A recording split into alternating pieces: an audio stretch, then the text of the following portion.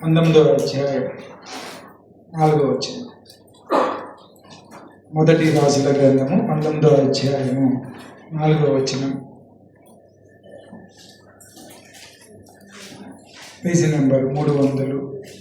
పాత నిబంధనలు మొదటి రాజుల గ్రంథము 19వ అధ్యాయం 4వ వచనం. 4వ వచనం. తాను ఒక దిన ప్రయాణము అరణ్యములోనికి పోయి ఒక బదరీ వృక్షము కింద కూర్చుంది. మరణాపేక్ష గలవాడే యెహోవా, నా పితరుల కంటే నేను ఎక్కువ వాడను కాను, ఇంత మట్టుకు చాలును, ఆ ప్రాణము తీసుకొనుము అని ప్రార్థన చేశాను. సర్వశక్తిమంతుడా, వాక్య స్వరూపు నీకే వందనాలు స్తోత్రాలు. ఈ వాక్యంను ధ్యానిస్తూ ఉండగా తండ్రి మీరు మాతో మాట్లాడండి కొద్దిసేపు. ఈ వాక్యాన్ని తండ్రి మేము నేర్చుకుని మా జీవితాల్లో అన్వయించుకునే భాగ్యాన్ని మీరు మాకు దయచేయండి. అల్పుని అయోగ్యని తండ్రి సిలువచాపను మరుగుపరుచుకొని మీరు మాట్లాడమని ప్రార్థిస్తూ ఉన్నాను. మీరు మాట్లాడితే మేము బ్రతకగలం, మా జీవితాలు కట్టబడతాయి. కాబట్టి నీ వాక్యముతో మా హృదయాల్లో తండ్రి వాక్యమును విత్తి అది ఫలించి అభివృద్ధి చెందే భాగ్యాన్ని మీరు దయచేయండి. నజరేయుడైన యేసు నామమున ప్రార్థించి వేడుకొంచున్నాము తండ్రి. ఆమేన్. ఆమేన్. హల్లెలూయా. అందరం కూడా చక్కగా తలలు వెత్తి వాక్యం వినడానికి ప్రయత్నించారు. ఇక్కడ ఒక వ్యక్తి అంటూ ఉన్నాడు కదా, ఒక చెట్టు కింద కూర్చుంది, అయ్యా యెహోవా, మా పితరుల కంటే నేను ఎక్కువ నేను కాదు, చాలా అలసిపోయినాయా, ఇంత మట్టుకు చాలు, నా ప్రాణం తీసేసుకోమని అడుగుతూ ఉన్నాడు, ప్రార్థన చేస్తూ ఉన్నాడు. ఎవరి భక్తుడు అంటే ఏలియా. ఎవరి భక్తుడు? ఏలియా. ఏలియా అనే వ్యక్తి యాక్చువల్ ఒక వ్యక్తి కాదు, ఆయన ఒక శక్తి. ఎందుకంటే దేవుని చేతిలో, దేవుని ద్వారా, దేవుని కొరకు బహుబలముగా వాడబడినటువంటి ఒక గొప్ప దైవజనుడు, ఒక గొప్ప ప్రవక్త, ఒక ఉన్నతమైన ఆత్మీయ అనుభవం ఉన్నటువంటి వ్యక్తి. ఇంత గొప్ప వ్యక్తి ఈ ప్రవక్త ఒకరోజు ఒక సందర్భంలో ఒక దినమంతా ప్రయాణం పారిపోయి ఒక చెట్టు కింద కూర్చొని ఎవరు లేని సమయంలో దేవునికి ప్రార్థన చేస్తూ ఉన్నాడు. అయ్యా చాలు నా జీవితంలో, ఇంకా ఎందుకంటే నేను ప్రయాసపడలేను, ఎందుకంటే నేను ముందుకు వెళ్ళలేను, నేను కష్టపడలేను, అయ్యా పడిన శ్రమ చాలు నాకు అని దేవుని ఏమని అడుగుతున్నాడు అంటే, నీకు ఇష్టమైతే నా ప్రాణాన్ని తీసేసుకో, ఇంకా నాకు బ్రతకాలని ఆశ లేదు, జీవితం మీద ఎటువంటి నిరీక్షణ నాకు ఇంకా లేదు, ఎంతో కష్టపడ్డాను, నీ కొరకు నిలబడ్డాను, ప్రయాసపడ్డాను, కానీ ఫలితమేమీ కనపట్ల, ఏదో అనుకొని ఏదో ఊహించుకొని పరిగెడుతూ ఉన్నాను, కానీ నా ముందు నాకు ఆశాజనకంగా నా జీవితం లేదు. ఎంత కష్టపడ్డా, ఎంత శ్రమించినా కానీ చివరికి నిరాశ నాకు మిగులుతుంది, నిస్పృహే నాకు మిగులుతుంది, సూటిపోటి మాటలే నాకు మిగులుతున్నాయి. నన్ను హత్తుకునే వాళ్ళు, నన్ను హక్కును చేర్చుకునేవాళ్ళు, నన్ను ఆదరించే వాళ్ళు, నన్ను బలపరిచే వాళ్ళు ఎవరు లేరయ్యా, నేను ఒంటరివాడిగా ఉన్నా, ఈ అడవిలో ఈ చెట్టు కింద నేను కూర్చుని ఉన్నాను, ఇంత మటుకు చాలు, నా తల్లిదండ్రులు, నా పితరులు వారు చేసిన కార్యాల కంటే నేను గొప్పవాడినే కాదు, వాళ్ళు చేసిన పనుల కంటే గొప్ప కార్యాలు నేనేం చేయలేదయ్యా, నాకు ఇది చాలు అని చెప్పి దేవునికి ప్రార్థన చేస్తూ ఉన్నాడు. ఏమని? నా ప్రాణము తీసుకో. ఈ మధ్యాహ్న కాల సమయంలో మన జీవితాల్లో కూడా ఇటువంటి అనుభవాలు రాకపోవు, ఇటువంటి అనుభవాలు లేకపోవు, ఇటువంటి సందర్భాలు మన జీవితాల్లో చాలాసార్లు ఎదురుపడుతూనే ఉంటాయి. ఏంటి అంటే నిరాశ, ఏంటిది అంటే నిస్పృహ, ఏంటది అంటే ఏమీ చేయలేనటువంటి స్థితి, నా జీవితం ఇంకా చాలు అని అనుకునేటటువంటి వైరాగ్యమైన పరిస్థితి. చాలా సందర్భాల్లో మనం అనుకున్న పనులు అనుకున్నట్లు జరగవు. ఏదో ఊహించుకొని జీవితాన్ని ప్రారంభిస్తే ఏదేదో జరుగుతుంది జీవితంలో. ఏదో ఊహించుకొని ఈ ప్రాంతానికి వస్తే ఇంకేదో జరుగుతుంది మన జీవితంలో. బిడ్డల గురించి ఎంతగో గొప్పగానో ఆలోచన చేసుకుంటాం. చివరికి వచ్చేసరికి పరిస్థితులన్నీ తారుమారైపోతాయి. కుటుంబం గురించి, భార్య గురించి, భర్త గురించి నేను ఈ విధంగా బ్రతకాలి అని చెప్పి ఒక ప్రణాళిక నీకు ఉంటుంది, కానీ నిజ జీవితంలోకి వచ్చేసరికి ఆ ప్రణాళిక అంతా కూడా తారుమారైపోతుంది. అప్పుడు మన కార్యములు నెరవేరినప్పుడు, మనం అనుకున్నటువంటి పనులు జరగనప్పుడు మనలో ఒక నైరాస్యత, ఒక ప్రాణం పోతే బాగుండు అనే భావన, ఇంక ఇది చాలు, నా జీవితంలో నేను ఇంక ఎక్కువ చేయలేను, ఎక్కువ పోరాడలేను అనే స్థితి తప్పకుండా వస్తుంది. అటువంటి అనుభవాలు ఉండే ఉంటాయి. ఈ మధ్యాహ్నకాల సమయంలో ఒక గొప్ప ప్రవక్త, ఒక గొప్ప దైవజనుడు, గిలాదు కాపురస్తుడు, తిష్బీయుడు ఏలియా అనే గొప్ప వ్యక్తి అంటూ ఉన్నాడు, నాకు ఇంకా చాలు, నా జీవితంలో ఇంకా చాలు, నేను బ్రతకలేనయ్యా, నేను పోరాడలేనయ్యా, నేను ఇంకా పోట్లాడే శక్తి కూడా నాకు ఇంకా లేదు అని చెట్టు కింద కూర్చొని ప్రార్థన చేస్తూ ఉన్నాడు. ఇట్లా ఒకవేళ ఈ మధ్యాహ్నకాల సమయంలో ఎవరికైనా ఇటువంటి ఆలోచన ఉందేమో, ఎవరైనా అటువంటి పరిస్థితిలో ఉన్నారేమో, ఎవరి హృదయంలో అయినా అటువంటి తలంపు ఉందేమో, దేవుడు మీతోనే మాట్లాడుతూ ఉన్నాడు. దేవుడు మీతో సూటిగా మాట్లాడుతూ ఉన్నాడు. నా జీవితం చాలని నువ్వు అనుకుంటున్నావా? నేను ఇంకా పోరాడలేనయ్యా, నా బ్రతుకు నాకు చాలు, నా బిడ్డలు నా మాట వింటలేదు, నా భర్త నా మాట వింటలేదు, నా భార్య నా మాట వింటలేదు, ఎంత కష్టపడి సంపాదించినా అంతా వృధాగానే పోతుందయ్యా, నా జీవితం నాకు ఇంకా చాలు, నేను పోరాడలేను అనుకుంటున్నావా? దేవుడు నీతోనే మాట్లాడుతున్నాడు. హల్లెలూయా. ప్రవక్త గొప్ప కార్యాలు చేసినటువంటి వ్యక్తి, ప్రవక్త దేవుని ద్వారా బలంగా వాడబడినటువంటి వ్యక్తి, ప్రవక్త ఆ ప్రాంతంలో అలజడి సృష్టించినటువంటి వ్యక్తి, ప్రవక్త దేశాన్ని పరిపాలించే రాజు ముందు వెళ్ళి నిలబడి హెచ్చరిక చేసినటువంటి వ్యక్తి. ఆహాబు ఇశ్రాయేలుని పరిపాలిస్తూ ఉన్నప్పుడు ఎక్కడో ఉండే గిలాదు నుంచి ఆహాబు దగ్గరికి వచ్చాడు, చాలా దూర ప్రాంతం.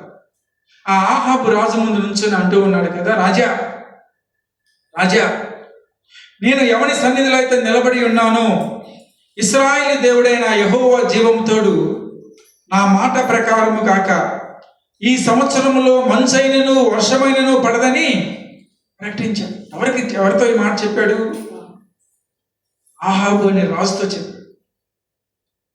ఈ రాజుకి ఎప్పుడైతే ఈ మాట చెప్పాడో, రాజు కోపం వచ్చింది. ఎవరి మీద? ఏలియా మీద కోపం వచ్చింది. నువ్వు ఎక్కడ వాడివో ఏంటో మాకు తెలియదు, నా దగ్గరికి వచ్చావు, నా ముందు నిలబడి నా రాజ్యం గురించి, నన్ను గురించి, నా ప్రజల గురించి, నా వాతావరణ పరిస్థితుల గురించి నన్నే హెచ్చరిస్తున్నావా, నన్నే భయపెడుతున్నావా అని చెప్పి ఎవరికి కోపం వచ్చింది? ఆహాబుకి కోపం వచ్చింది. అంత మాత్రమే కాదు, ఆహాబు వివాహం చేసుకున్నటువంటి వ్యక్తి, ఆహాబు మ్యారేజ్ చేసుకున్నటువంటి స్త్రీ ఆమె యెజబెల్. ఈ యెజబెలు ఆహాబు జీవితంలోకి, ఇశ్రాయేలు జీవితంలోకి ఏం తీసుకుని వచ్చిందంటే విగ్రహారాధన తీసుకుని వచ్చింది. ఎంత గొప్పగా ఉండాల్సినటువంటి రాజు దిగజారిపోయి విగ్రహాలను పూజించడం మొదలుపెట్టాడు, విగ్రహారాధన చేయటం మొదలుపెట్టాడు. విగ్రహారాధన మాత్రమే కాదు, కానీ ఆ విగ్రహారాధన చేస్తూ ఉన్నటువంటి ప్రవక్తల్ని, బయలును పూజించేటటువంటి ప్రవక్తలను కూడా పోషించటం మొదలుపెట్టేశాడు. ఆహాబు మొదలుపెట్టాడు, దానికి తోడ్పాటుగా యెజబెలు ముందుండి నడిపిస్తూ.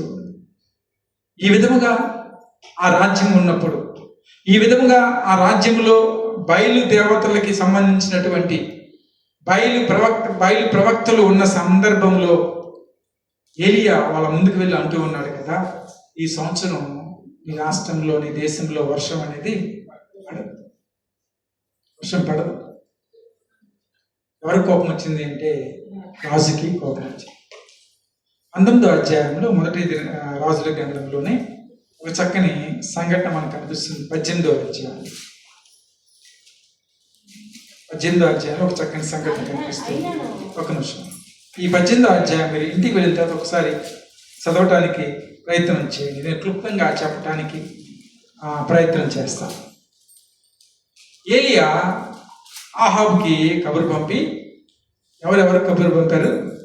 ఏలియా ఆహాబుకి కబురు పంపి, అంతకుముందు ఏం జరిగింది?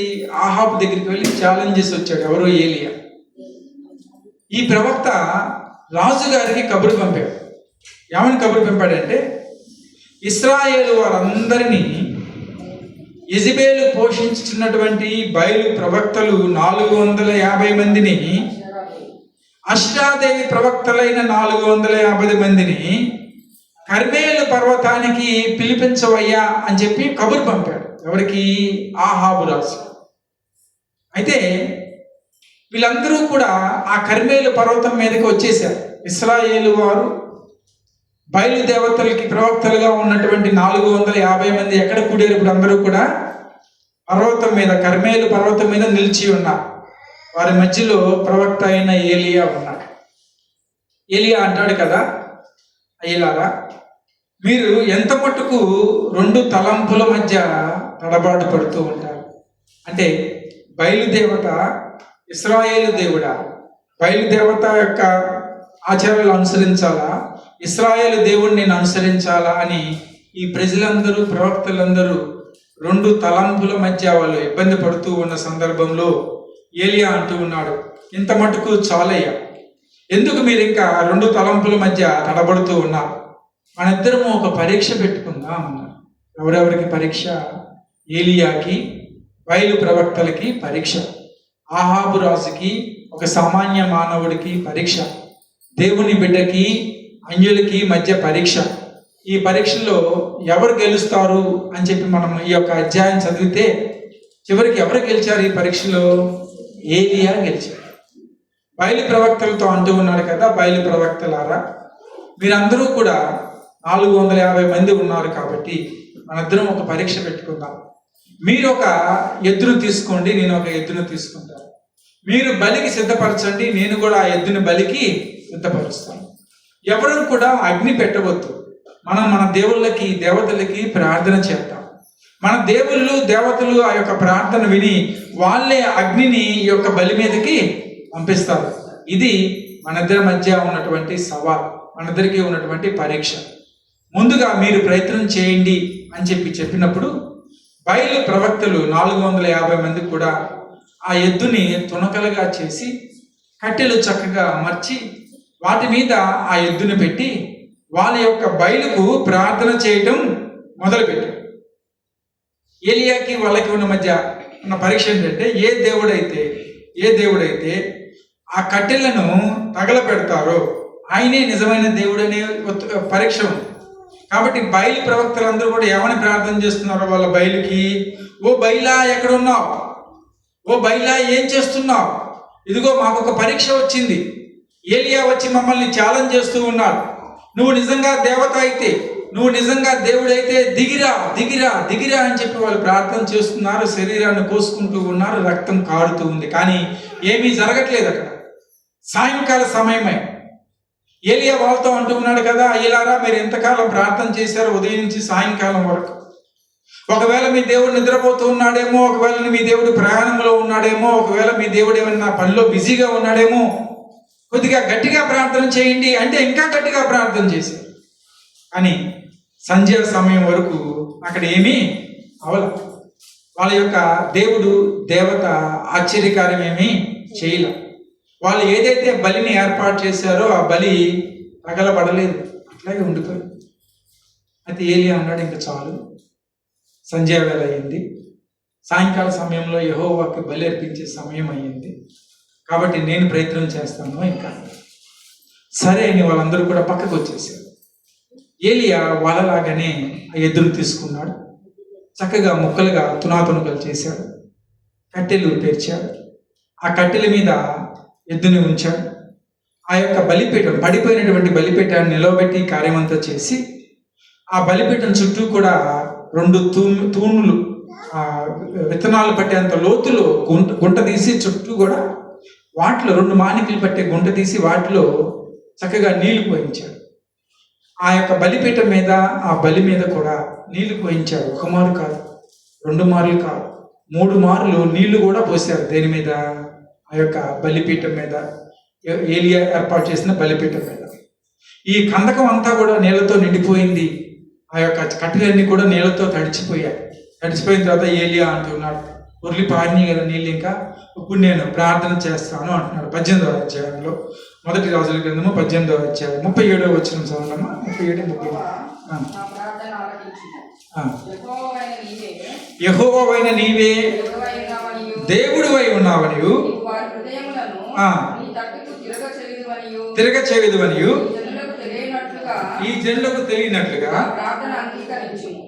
అతడు ఇలాగ ప్రార్థన చేయుచుండగా యెహోవా అగ్ని దిగి దహన బలి పశువును, కట్టెలను, రాళ్లను ఉత్తిది దహించి కందకమందున్న నీళ్లను ఆరిపోజేసాడు. చాలు. హల్లెలూయా. ఎంత గొప్ప కార్యం. ఏలియా ప్రార్థన చేశారట దేవునికి, దేవా నువ్వు అబ్రహాము, ఇస్సాకు, ఇశ్రాయేలు దేవుడు కదా, నువ్వు మాకు తోడై ఉన్నటువంటి దేవుడు కదా, నేను నీ సేవకుడై ఉన్నానయ్యా, నీ యొక్క శక్తిని ఈరోజు మాకు కనపరచు యెహోవా అని చెప్పి ప్రార్థన చేస్తూ ఆయన కొనసాగిస్తూ ఉండగా యెహోవా అగ్ని దిగి, హల్లెలూయా, ఇందాక కీర్తన చదువుకున్నాం, ఆయన ఏమైనాడు? అగ్ని దేవుడే ఉన్నాడు.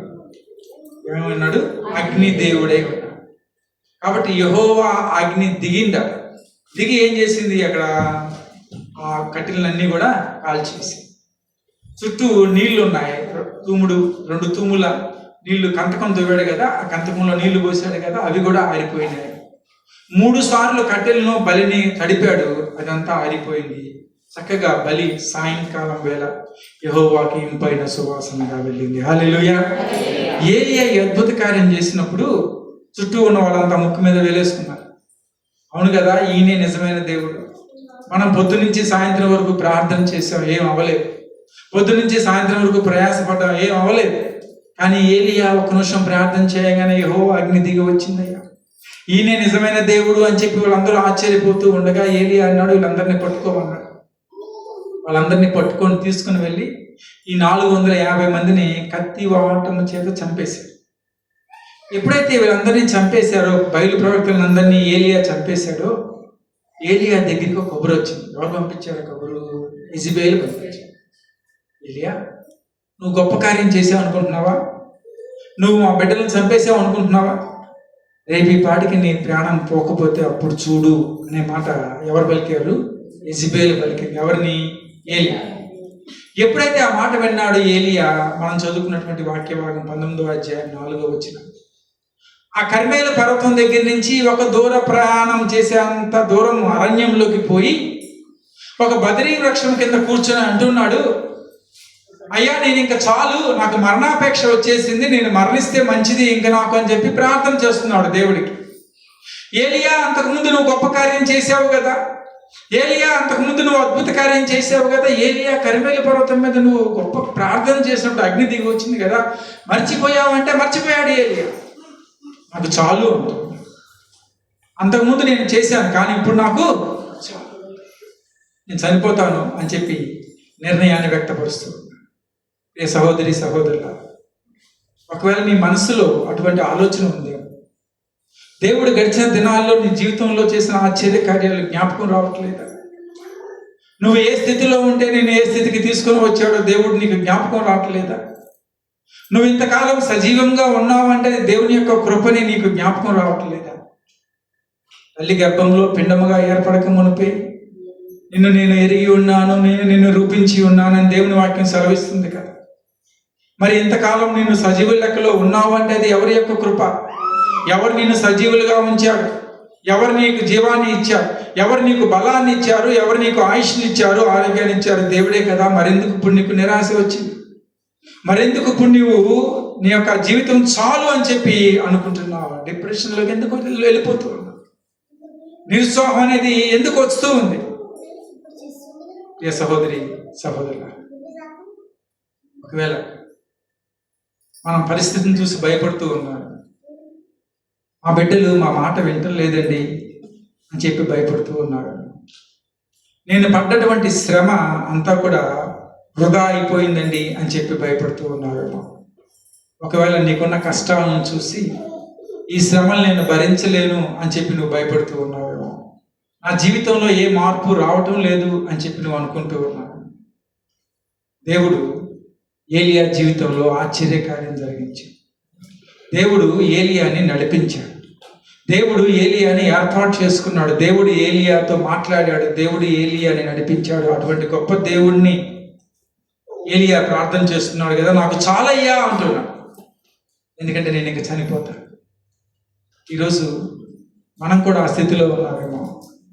దేవుడు మనల్ని నడిపించినటువంటి విధానాన్ని మనం మర్చిపోకూడదు. ఆయన మనకి సాన పడతాడు. ఒకవేళ నీ జీవితం సాఫీగా జరిగిపోతుంటే, ఏదైనా కష్టం వచ్చినప్పుడు నువ్వేమని ఆలోచించుకోవాలంటే, దేవుడు నాకు సాన పెట్టే పనిలో ఉన్నాడు. దేవుడు నన్ను ఇంకా ఆయనలో ఉండటానికి నన్ను బలపరుస్తూ ఉన్నాడు. దేవునికి ఇంకా నేను దగ్గర అవ్వటానికి దేవుడు నా జీవితంలో శ్రమని తీసుకొని వచ్చాడు. కాబట్టి దాన్ని ఎదుర్కోవటానికి నువ్వు నేను సిద్ధపడాలి, కానీ జీవితాన్ని చాలించటానికి కాదు, తనువుని చాలించటానికి కాదు. ఒక పరిస్థితిలో ఏలియా ఆహాబుతో మాట్లాడిన తర్వాత, ఏలియాకి బాగా తెలుసు ఆహాబు దొరికితే చంపేస్తాడు. అయితే దేవుని యొక్క వాక్కు యెహోవా యొక్క వాక్కు ఏలియాకి ప్రత్యక్షమైంది. 17వ అధ్యాయం, 1 రాజుల గ్రంథము 17వ అధ్యాయం.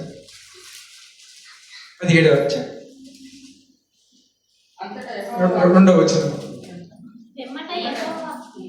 వెంబట యెహోవా వాక్కు అతనికి ప్రత్యక్షమై, నీవు ఇచ్చట నుండి తూర్పు వైపునకు పోయి యథార్థులకు ఎదురుగానున్న కెరీతు వాగు యొద్దకు కెరీతు వాగు దగ్గర దాగి ఉండుము. గిలాదు ప్రాంతం నుంచి ఆయన యోర్దాన్ నది దాటి ఆహాబు రాజు దగ్గరికి వచ్చాడు. ఆహాబు రాజు దగ్గరికి వచ్చాడు. సమరియా ప్రాంతంలో షోమ్రోను పట్టణం దగ్గరికి వచ్చాడు. అయితే ఇప్పుడు యెహోవా వాక్కు ఏలియాకు ప్రత్యక్షమే అంటుంది కదా, ఏలియా నువ్వు షోమ్రోన్లో ఉన్నావు, ఇక్కడి నుంచి నువ్వు ఎక్కడికి వెళ్ళిపోమంటున్నాడు? యోర్దాను అవతలికి వెళ్ళిపో, నీ ప్రాంతానికి, గిలాదు ప్రాంతంలో యోర్దానికి ఎదురుగా ఉన్న కెరీతు వాగు దగ్గరికి వెళ్ళి అక్కడ దాగి ఉండు అన్నాడు. వెంటనే అక్కడి నుంచి బయలుదేరి వెళ్ళిపోయాడు. చరిత్ర అంటుంది, షోమ్రోను పట్టణానికి, అంటే ఎక్కడైతే ఆహాబు ఉన్నాడో, ఎక్కడైతే దేవుడు ఏలియా వచ్చి మాట్లాడాడో ఆ పట్టణానికి, షోమ్రోను పట్టణానికి, కెరీతు వాగుకి దగ్గర ఒక 90 మైళ్ళు దూరం, 90 × 1.5 కిలోమీటర్స్ దూరం. అంత దూరం దగ్గరికి ఎవరు వెళ్ళిపోయాడు? ఏలియా వెళ్ళిపోయాడు. మన భక్తి జీవితంలో కూడా చాలాసార్లు శ్రమలు వస్తాయి, చాలాసార్లు కన్నీరు మనకి ఉంటుంది, చాలాసార్లు ఇరుకులు ఇబ్బందులు ఎదురవుతాయి. ఈ ఇరుకులు ఇబ్బందులు ఎందుకు వస్తాయంటే మనల్ని ఇంకా కొద్దిగా పట్టడానికి, మనల్ని ఇంకా కొద్దిగా దేవునికి అనుకూలంగా తయారు చేయడం. ఏలియాని కెరీతు వాగు దగ్గరికి వెళ్ళిపోమన్నాడు. కెరీతు వాగు దగ్గరికి వెళ్ళాడు ఏలియా. వెళ్ళే ముందు ఏలియా దేవుణ్ణి ప్రశ్నించాల, అయ్యా నేను అక్కడికి వెళ్ళిన తర్వాత ఏం చేయాలి, ఎలా బ్రతకాలి, ఏం తినాలి అని చెప్పి ఏమీ అడగలేదు. ఎందుకంటే దేవుడు ప్రతిదీ కూడా ఏలియాకి సిద్ధపాటు చేసి ఉంచాడు. ఎవరు పోషించారు ఏలియాని కెరీతు వాగు దగ్గర? కాకోలం పోషించింది. ఎవరు పోషించారు? కాకోలము గుంపు, కాకులు గుంపు పోషించాయి ఎవరిని? ఏలియా.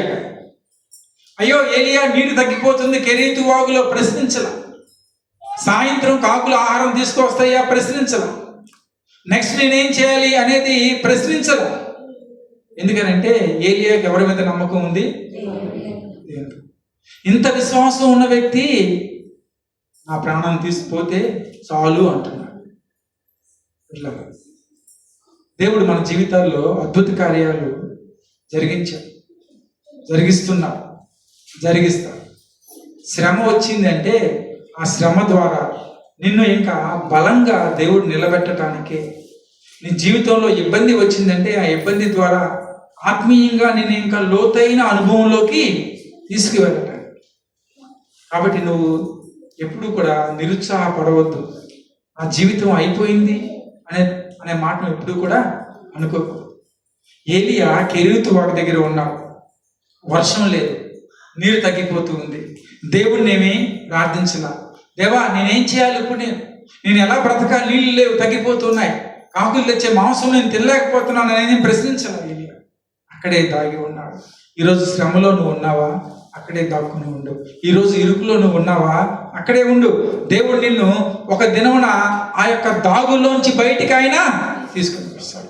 ఆ శ్రమలోంచి ఆయన నిన్ను నిలవబెడతాడు. ఆ శ్రమలోంచి నిన్ను ఆయన లేవనెత్తుతాడు. ఎక్కడైతే నువ్వు కోల్పోయావో, ఎక్కడైతే నువ్వు నష్టపోయావో, ఎక్కడైతే నువ్వు ఓడిపోయావో ఆ స్థలంలోనే బలంగా దేవుడు నిన్ను నిలవబెడతాడు. హల్లెలూయా. ఏలియా కెరీతు వాగు దగ్గర ఉంటే ఏలియాతో అన్నాడు, ఏలియా చాలా ఇక్కడ ఇంకా నీళ్ళు అయిపోతున్నాయి, ఇక్కడి నుంచి ఎక్కడికి వెళ్ళమన్నాడు? సీదోను పట్టణమైన సారేపోతు. ఎక్కడ గిలాదు ప్రాంతము, ఎక్కడ కెరీతు వాగు, ఎక్కడ సీదోను పట్టణం. సీదోను పట్టణం చాలా దూరం, చాలా పైన ఉన్నటువంటి పట్టణం అది. సీదోను పట్టణంలో అక్కడికి వెళ్ళి, అయ్యా అన్ని 100 కిలోమీటర్లు నేను ప్రయాణం చేయాలా? ఎందుకు? కెరీతు వాగు పోతే యోర్దాను దగ్గర తీసుకువెళ్ళాయ్యా నన్ను. కెరీతు వాగులో నీళ్ళు అయిపోతే యోర్దానులోకి తీసుకువెళ్ళు, లేదంటే యెరూషలేముకి పంపించి పక్కనే ఉంది యెరూషలేం అని అడగల. ఎక్కడికైతే వెళ్ళమన్నాడు ఆ యొక్క సారేపొతుకి ప్రయాణమే వెళ్ళిపోయాడు. వాక్యం అంటుంది, అతడు లేచి ఇంకేం ప్రశ్నించదు, వెంటనే అక్కడి నుంచి వెళ్ళిపోయాడు. అయితే ఇప్పుడు అక్కడ ఎవరు పోషించాలి? సారేపతిలో ఎలియా గారిని ఒక పేద విధవరాలు పోషించాలి. అసలు ఆమె పరిస్థితే బాగలేదు. ఆమె కూడా ఇటువంటి అపేక్షలోనే ఉంది. ఏ అపేక్షలో? మరణాపేక్షలో ఉంది. ఎవరు? సారేపతి విధవరాలు. ఏలియాని దేవుడు ఎక్కడి నుంచి ఎక్కడికి వెళ్ళమన్నాడు? కెరీతు వాగు దగ్గర నుంచి సీదోను పట్టణమైన సారేపతికి వెళ్ళమంటే బయలుదేరి వెళ్ళాడు. కానీ అక్కడ ఎవరు పోషించాలి? ఒక విధవరాలు పోషించాలి. ఆ విధవరాల పరిస్థితి ఏంటండి? ఆమె దగ్గర డబ్బులు ఉన్నాయా? ఆయన వర్షం పడుతుందా? పంటలు బాగున్నాయా? ఏమన్నా యజమానుడా? ఏం కాదు, ఆమె విధవరాలు. కానీ ఆమె పరిస్థితి ఏంటి? ఆమె కూడా మరణాపేక్ష కలిగినటువంటి స్త్రీ. ఒకసారి చూద్దాం 17వ అధ్యాయంలోనే 8వ వచనం దగ్గరికి 8-9. అతనికి ప్రత్యేకమై ఇలాగూ సెలవిచ్చెను, నీవు సిదోను పట్టణం సంబంధమైన సారేపతు అనే ఊరికి పోయి అతడు ఉండుము. నిన్ను పోషించుటకు అతడునున్న ఒక విధవరాలికి నేను సెలవిచ్చితిని. సరే, ఇంకొక విషయం 12వ వచనం చూడండి. ఇప్పుడు సారేపతి విధవరాల పరిస్థితి ఏంటి చూద్దాం. అక్కడ నీ దేవుడైన యెహోవా జీవముతోడు తొట్టిలో పట్టెడు పిండియు బుడ్డిలో కొంచెం నూనెయు నా యొద్దనున్నవే కానీ అప్పం ఒకటైన నువ్వు లేవు, మేము చావక ముందు. ఇప్పుడు ఆ పరిస్థితి ఏంటి? అక్కడ చచ్చిపోవాలనుకుంటుంది. ఇప్పుడు ఏలియా ఏమనుకుంటున్నాడు? బద్రీ వృక్షం ముందు చేరి చచ్చిపోవాలనుకుంటున్నాడు. ఏలియాని ఎవరు ఎక్కడికి పంపించారు? ఏలియాని సారేపతికి దేవుడు పంపిస్తున్నాడు. ఎక్కడి నుంచి? కెరీతు వాగు దగ్గర నుంచి. ఎవరి దగ్గర పంపించాడు? పేద విధవరాలు దగ్గరికి. ఆమె పరిస్థితి ఏంటి? ఆమె చచ్చిపోవాలి అనుకుంటుంది. ఎందుకంటే అక్కడ కూడా వర్షం లేదు, అక్కడ కూడా పంటలు లేవు, అక్కడ కూడా ఆహారం దొరకట్లా. ఆమె ఏమంటుందంటే, అయ్యా నువ్వు రొట్టె అడుగుతున్నావు కదా, నేను నా కొడుకు ఒక అప్పం చేసుకొని తిని చనిపోదాం అనుకుంటున్నాను.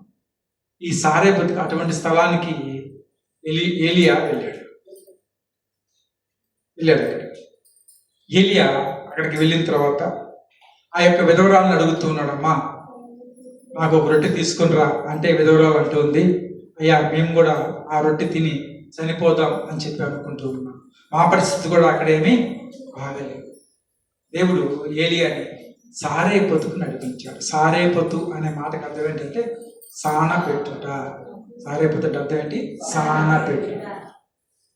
అక్కడ ఎందుకు పంపించాడు అక్కడికి అంటే, అక్కడ ఉంటే నీకు నా మీద విశ్వాసం పెరుగుతుంది, అక్కడ ఉంటే నీకు నా మీద నమ్మకం పెరుగుతుంది, అక్కడ కష్టంలో ఉన్న నువ్వు నడిస్తే నా మీద మరింత విశ్వాసాన్ని నువ్వు పెంచుకుంటావు.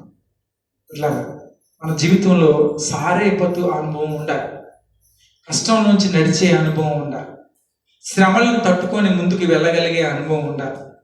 జీవితం ఎప్పుడూ ఒకే రకంగా ఉండదు, ఏ క్షణంలో అయినా మారిపోవచ్చు. దానికి మనం ఎలా ఉండాలి?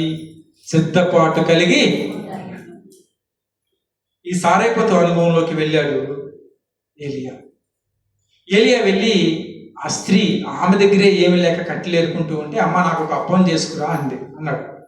ఆమె అంది, అయ్యా నా దగ్గర అంత నూనె లేదు, అంత పిండి కూడా లేదు, ఏదో ఒక అప్పం చేసుకొని నేను నా కొడుకు ఇద్దరం తినేసి చనిపోదాం అనుకుంటున్నావు, నువ్వు ఎక్కడి నుంచో వచ్చావు.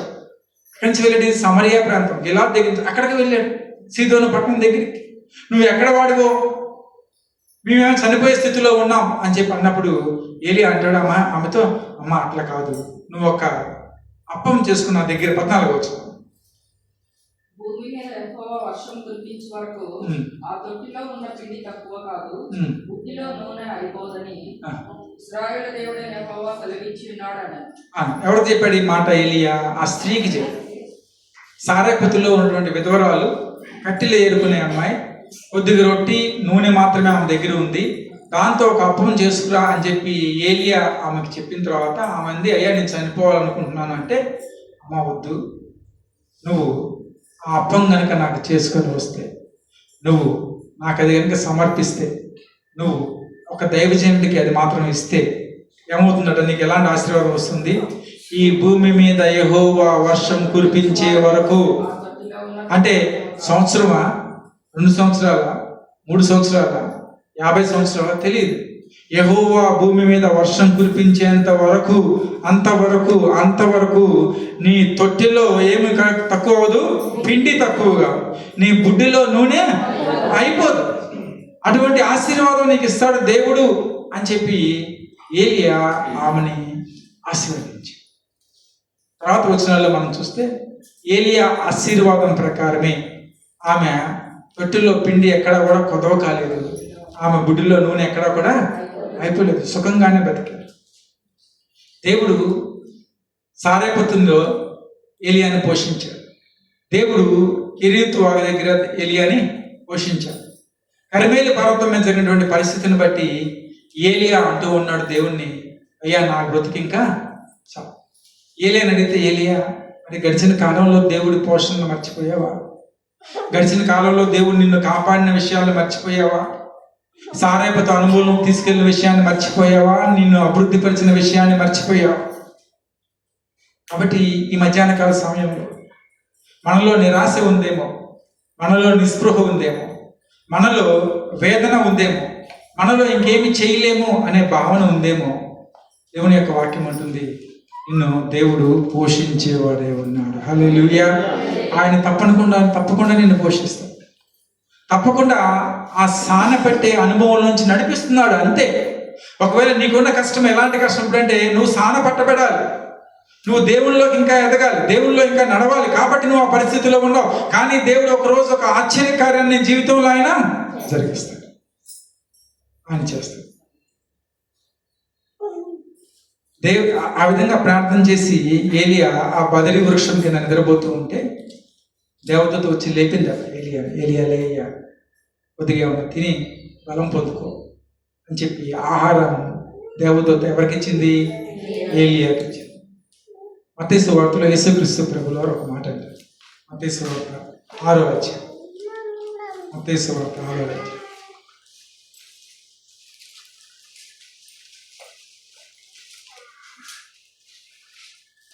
మత్తయి సువార్త 6:21 వచ్చింది.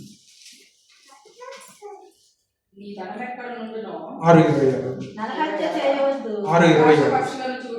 ఆకాశ పక్షులను చూడుడి, అవి విత్తవు కోయవు, కొట్లలో కూర్చుకొనవు, అయినను మీ పరలోకపు తండ్రి వాటిని పోషించుతున్నాడు. మీరు వాటి కంటే బహు శ్రేష్ఠులు కారా. కొండ మీద ప్రసంగంలో యేసుక్రీస్తు ప్రభులు వారు పలుకుతున్నటువంటి మాట, అయ్యా మీరు దేనికో దిగులు పడుతూ ఉన్నా, మీరు దేనికో ఆవేదన చెందుతూ ఉన్నా, మీరు దేనికో మీ హృదయాన్ని కఠినపరుచుకున్నా, కానీ మీ దేవుడు అలాంటి దేవుడు కాదు.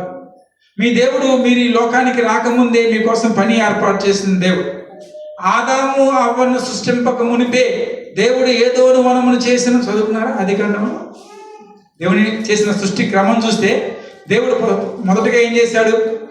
భూమిని, ఆకాశం, తర్వాత క్రమంలో అన్నిటిని చేసి అన్నిటిని చేసుకుంటూ వచ్చి చివరికి ఎవరిని చేశాడు? మనిషిని, ఆదాము అవ్వని చేశాడు. అంటే ఆదాము అవ్వని చేయకముందే నీ కోసం ఏమి ఏర్పాటు చేశాడు దేవుడు? అన్ని ఏర్పాటు చేశాడు. దేవుడు ప్రతిదీ మన కోసం ఏర్పాటు చేసే దేవుడు, ప్రతిదీ మన కోసం సిద్ధపరిచే దేవుడు. ఒకవేళ నువ్వు అనుకుంటున్నావేమో నాకు దేవుడు ఏం చేశాడు, ఒకవేళ మనం అనుకుంటున్నామేమో ఈ కష్టం వచ్చినప్పుడు ఎలా నేను బయటికి రాగలను అంటే వాక్యం ఉంటుంది. మత్తయి సువార్తలో అంటున్నాడు కదా, ఆకాశ పక్షులను మీరు చూడండి, అవేవి కొయ్యవు, విత్తవు, నాటవు, వడకవు, కుప్పలు నూర్చుకుని ఏం చేయవు, మరి అవి ఎట్లా పోషించబడుతూ ఉన్నాయి? అవి ఎట్లా పోషించబడుతుంది? దేవుడు మిమ్మల్ని కూడా ఆయన పోషిస్తాడు. ఈ మాటకి అర్థం, పని చేయకుండా ఇంట్లో ఉండమని కాదు. ఈ మాటకు అర్థం ఏంటంటే ఎప్పటి నుంచి నీ పనికి వెళ్ళాల్సిన పని లేదు అయ్యగారు, ఇంట్లో ఉండొచ్చా అని కాదు. లేనిపోని చింత నీ హృదయంలోకి రాని. హల్లెలూయా. రేపొద్దున ఏమవుతుందో జీవితంలో వృధా. రేపొద్దున ఎలా బ్రతకాలి నేను వృధా. రేపు నా బిడ్డల పరిస్థితి ఏంటి అనవసరం. ఇప్పుడు ఆలోచించి నీ దేవుడి మీద విశ్వాసం ఉంచితే ఆయన నిన్ను పోషించే దేవుడే ఉన్నాడు. హల్లెలూయా. 31వ వచనంలో కూడా 6వ అధ్యాయంలోని 31వ వచనంలో వాక్యం ప్రభువు వారు అంటున్నారు కదా, కాబట్టి ఏమి తిందుమో ఏమి త్రాగుదమో ఏమి ధరించుకుందుమో అని అన్యజనులు వీటన్నిటి విషయమై ఇచ్చారు. ఇది ఎవరి పరిస్థితి అంటే అన్యజనులు ఆలోచించాలి. కానీ క్రైస్తవులుగా విశ్వాసులుగా మనకు ఉండవలసిన నమ్మకం ఏంటంటే నా దేవుడు నన్ను పోషించేవాడే ఉన్నాడు. హల్లెలూయా. నా దేవుడు నన్ను నడిపించేవాడే ఉన్నాడు. హల్లెలూయా. నా దేవుడు తప్పనిసరిగా నా జీవితంలో ఆశ్చర్య కార్యం జరిగిస్తాడు అనే నమ్మకం ఎవరి మీద ఉండాలి? మనకి దేవుడి మీద. కాబట్టి ఈ మధ్యాహ్న కాల సమయం ఎవరిని మనం ఆనుకొని ఉండాలి? ఎవరి మీద పరిపూర్ణమైన విశ్వాసం మనం ఉంచగలగాలి. అటువంటి దేవుని కనుక మనం హత్తుకొని ఉండగలిగితే ఆయన తప్పనిసరిగా మన జీవితంలో ఆశ్చర్యకార్యం జరిగిస్తుంది.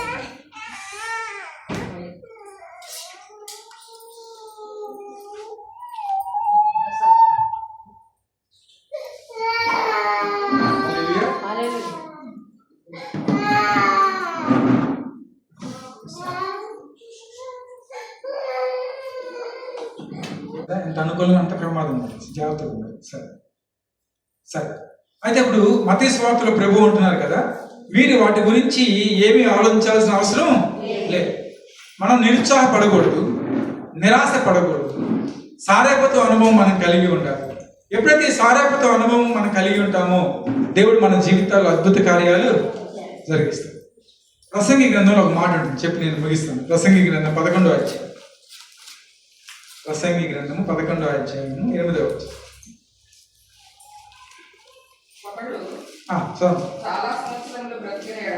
చాలా సంవత్సరములు బ్రతికిన ఎడల ఎరిగి ఉండి ఉండవలెను, రాబోనంతయు వ్యర్థమే. ప్రసంగి గ్రంథం 11:8 చాలా మంచి మాట. ఎందుకంటే చాలా సందర్భాల్లో మనం దేని గురించి ఎక్కువగా దిగులు పడతామంటే భవిష్యత్తు గురించి. అవునా కదా? ఎక్కువ మందికి ఏదైనా విచారం ఉంది అంటే దేని గురించి ఎక్కువ విచారం ఉంటుంది? భవిష్యత్తు గురించే ఉంటుంది. గడిచిపోయిన కాలం అయిపోయింది, మనం ఏం చేయలేం. ఇప్పటి కాలమా ఏదో గడిచిపోతుంది అనుకుంటాం, కానీ దేని గురించి ఆలోచిస్తాం? ఎక్కువగా భవిష్యత్తు గురించి. రేపు ఎలా ఉండబోతుంది, ఒక 5 సంవత్సరాలు అయిన తర్వాత నేను ఎట్లా ఉంటాను, 10 సంవత్సరాలు అయిన తర్వాత నేను ఎలా బ్రతకాలి, నా కుటుంబాన్ని ఎలా పోషించుకోవాలి, నా బిడ్డల్ని ఎలా పోషించుకోవాలి, ఇవన్నీ డౌట్లు వస్తూ ఉంటాయి. వీటన్నిటికీ ఒకే ఒక సమాధానం. ప్రసంగి గ్రంథము 11వ అధ్యాయం 8వ వచనం. ఒకడు చాలా సంవత్సరములు బ్రతికిన ఎడల చీకటి గల దినములు అనేకములు వచ్చునని ఎరిగి ఉండి తాను బ్రతుకు దినములన్నీ సంతోషముగా ఉండవాలి. కాబట్టి ప్రతి విశ్వాసి కూడా ఏం జ్ఞాపకం పెట్టుకోవాలంటే, మన జీవితంలో చీకటి దినాలు, చీకటి దేనికి సాదృశ్యం అంటే కష్టానికి సాదృశ్యం, శ్రమకి సాదృశ్యం. కాబట్టి మన జీవితంలో శ్రమ అనేది వస్తుంది, కష్టాలు అనేవి వస్తాయి, ఆపద అనేది ఉంటుంది. కానీ మనము బ్రతికి ఉన్నప్పుడు అవి వస్తాయని ఎరిగి సంతోషంగా మనం జీవించాలి. అదే మత్తయి సువార్తలో ప్రభువు వారు అంటున్న మాట. రేపు ఏమి తిందుమో త్రాగుదుమో అని చెప్పి మీరు ఎందుకంటే విచారం చేస్తూ ఉన్నారు? మీ తండ్రి వాటన్నింటినీ కూడా మీకు ఏర్పాటు చేస్తాడు అని చెప్పి వాక్యం సెలవిస్తాడు. కాబట్టి ఎలియా మరణాపేక్ష గలవాడై ఉండగా దేవదూతలు వచ్చి ఆయనకు ఆహారం ఇచ్చారు. ఈరోజు అటువంటి శ్రమ, ఇరుకు హృదయాలు నీకు ఉన్నాయేమో. దేవుని యొక్క వాక్యం నేను బలపరుస్తుంది. ఏమని బలపరుస్తుంది అంటే, ఈ శ్రమ దినాలు కొద్ది రోజులు మాత్రమే. హల్లెలూయా. దేవుడు సంతోషాన్ని, ఆనందాన్ని నాకు ఇస్తాడు. నా బిడ్డల్ని దేవుడే కాచి కాపాడతాడు. నా కుటుంబము దేవుని రెక్కల నీడలో ఉంటుంది. నా చేతి పనులు దేవుడే ఆశీర్వదిస్తాడు. నా మార్గంలో యెహోవా వశ్యము. నేను వెళ్ళి ప్రతి చోట కూడా దేవుడు నన్ను దీవిస్తాడు. దేని గురించి నేను దిగులు పడను. రేపు నా పని నిమిత్తం దేవుడు ప్రతిదీ కూడా ఏర్పాటు చేస్తాడనే నమ్మకం మనకుంటే, అటువంటి విశ్వాసం మనకుంటే, ఈ సారేపొత్తు అనుభవం ఈజీగా మనం దాటి ముందుకి వెళ్ళిపోవచ్చు. కాబట్టి నిరాశ వదిలిపెట్టాలి. కనువు చాలిద్దాం, జీవితాన్ని ముగించేసుకుందాం అనే విషయాలు వదిలిపెట్టేసేయాలి. ఎవరి మీద మన నిరీక్షణ ఉండాలంటే దేవుని మీద మన నిరీక్షణ కలిగి ఉండాలి. ఆయన నేను నడిపిస్తాడు, ఆయనే నీకు శక్తిని ప్రసాదిస్తాడు. అటువంటి కృప దేవుడు మనందరికీ మెండుగా దయచేయండి. God bless you.